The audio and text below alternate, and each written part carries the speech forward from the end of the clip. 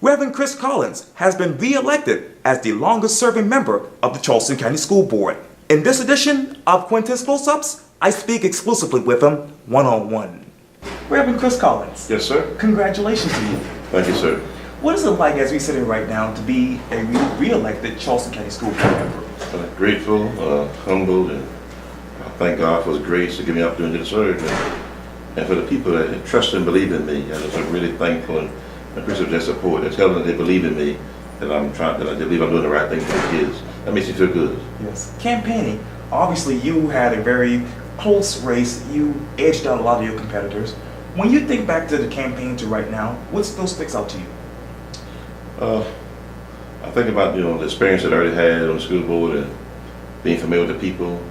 I've helped a lot of people in Charleston County. I've helped teachers, I've helped parents, I've helped students, and so I figured that my track record should speak for itself.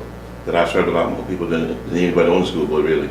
And so if you consider the votes, I've probably had 50% more votes than most people had. Wow. In Charleston County. Wow. And you're serving as, well, this is your consecutive 2 terms as a school board. Right now I'm in my third year, third term, 9th year. Wow. What is it like to be Chris Collins? Well, I think it's you meet a man with a very big heart that cares about people. People can come to you with any kind of problem, and I will go my best to the school board, the superintendent, and try to get a result for them. I believe in keeping children in school. You cannot learn outside of school. You cannot learn in the street. I don't believe in expelling kids, so at least something to do, or suspending them. So I want to see kids in class learning. If the class rating doesn't work, let's find a place to put them that does work. Yes. I believe in supporting kids and not, I don't want to divert. One time we had a situation where they were going to expel a child from school and told us he had a gun. And kind of found out in the hearing, we learned it was just a water gun. Wow. They wanted to expel a student for the rest of the year, 10-year-old boy. Wow. And we couldn't allow that at all. That was just foolishness. Yes, indeed. And as you know, when we talked off camera, you told me that you want to tackle a lot of academic as well as personal issues. Yes, sir. Talk to me about that. Well, right now we have African American kids and Hispanic kids are far, far behind our Caucasian children. And in fact, we looked at some data just the other day, and the data shows that only about 9% of African American children, 9% of them, are graduating ready to go to work. Wow. That means they're reading on grade level. They understand math and science. They're up to par, only about 9%.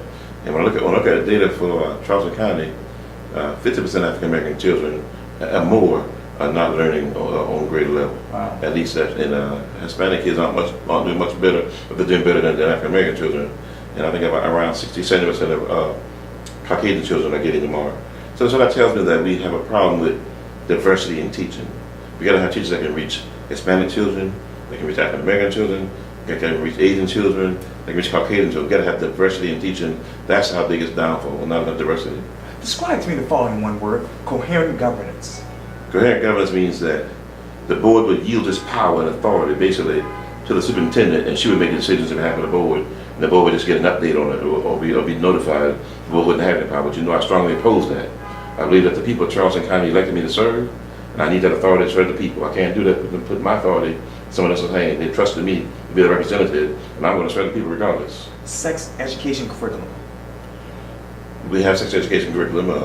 One group we have is heritage keepers, and I like the part that deals with abstinence and protection. But by no means do we encourage sexual activity. We know something's going to happen at some point, but we need that sex education curriculum in our school district, but not to be too aggressive. We want to keep it between a man and a woman. Okay. Some are promoting bisexual, gays, lesbian, homosexual. That we don't want to teach that. Just want to teach the basic rudiments of sex education, okay, and the safety and precautions and responsibilities of it. Yes, indeed. Stone Park Elementary. They're going to get a new school building. In fact, they've already moved out of the old building. Yes. But the old building was in poor condition. And thanks to Reverend Michael Miller and myself, and I went there personally to the school, took a look at it myself, took pictures. Wow. When I came back and I sent it to the school board members, they saw the desperate need of the school firsthand then. But I had to actually go to the store and see what was going on, and I notified them and said, hey, we got to get changed, and the board members agreed that something got to be done. Yeah. So 4 years from now, when you are at the end of your particular term as Charleston County School Board member, what do you want people to say about Reverend Chris Collins?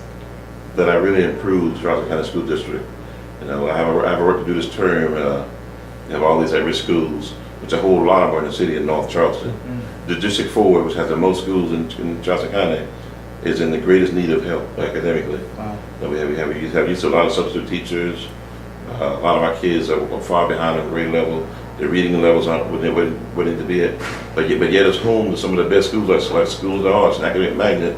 But yet it's home to some of the lowest performing schools also. Like Northern High School. Right. 232 schools in the state. The worst one being the school run by the Department of Juvenile Justice. Right. Northwestern High School comes in at number 231, right next to the bottom. Wow. And that's deplorable. But Stall comes in around 200 or 210. So we got work to do, man. We can't afford this. We got to make changes. And as you know, history just was made earlier today. As you know, 4 African American men are sitting actually on the Charleston County School Board. Where are you emotionally?